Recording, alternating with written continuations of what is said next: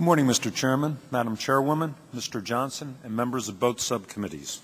Thank you for requesting that I testify today and for your interest in this critical issue. The National Computer Center houses benefit data for SSA's 56 million beneficiaries and earnings data on every American. The importance of the NCC to SSA's operations and many other facets of American life, such as applying for a driver's license, cannot be overstated. A failure of the NCC would have devastating consequences.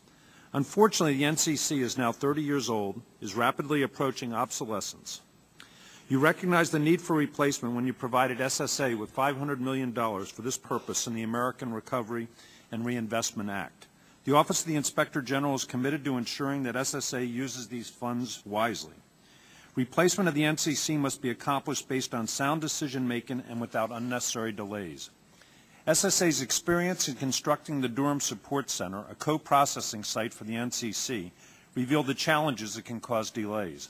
It took 6 years to take possession of the DSC, and the facility is still not fully functional. The process of replacing the NCC itself began in earnest in 2007 with a Lockheed Martin study completed in 2008. Lockheed Martin identified several NCC replacement options, but ultimately recommended that SSA construct a new NCC off-site.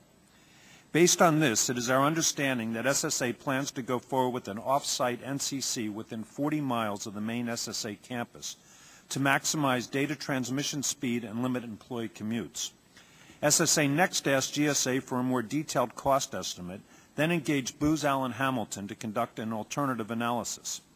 Booz Allen recommended against locating the NCC on the SSA campus for reasons ranging from outages during construction to higher operational and maintenance costs than any other option. Thus, it has been consistently suggested that the off-campus option is the more efficient approach. Unfortunately, the OIG did not initially receive the information and documentation it needed to conduct an independent analysis of this issue. More recently, we obtained additional information from SSA and retained a contractor, Strategic E-Business Solutions, or SEBS, which conducted a review of SSA's site selection process on our behalf. They found that SSA, working with GSA, had developed a highly sophisticated set of selection criteria which was used to evaluate general areas of consideration and prospective individual properties.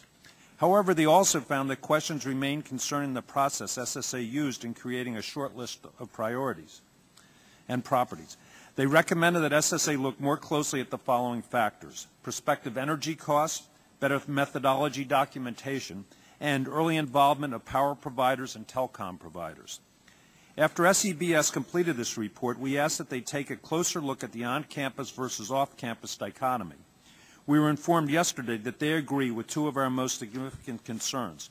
First, there appears to have been a conclusion, starting with the Lockheed Martin report, as to purportedly 6-year delays for land acquisition and zoning issues if an on-campus site was selected. While there may be some community-based issues, if this option is chosen, there are no actual zoning issues and delays should be short-lived. Second, SEBS shares our concern that comparisons of the on-campus and off-campus option may not fully take into account how different each project is from the other.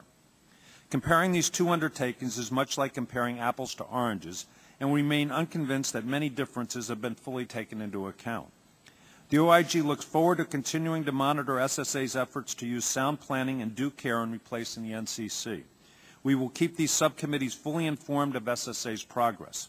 I thank you again for your invitation to be here today, and I'll be happy to answer any questions.